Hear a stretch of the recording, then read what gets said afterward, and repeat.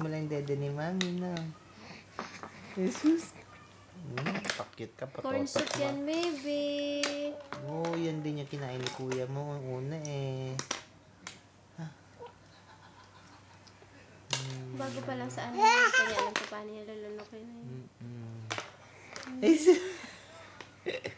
pakit ng pakit. Inuuna mo pagpapakyut eh. Oo. Batay. Hindi mo alam kung paano lununin eh, no? Sis.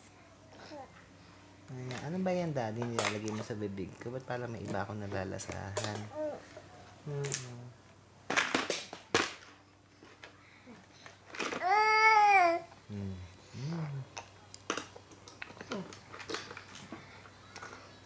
Ang lasa.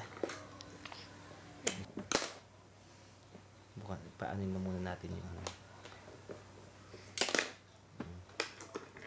Yan. Spoon yan. Spoon, anak na. That is called a spoon. Kuya nagpupo na.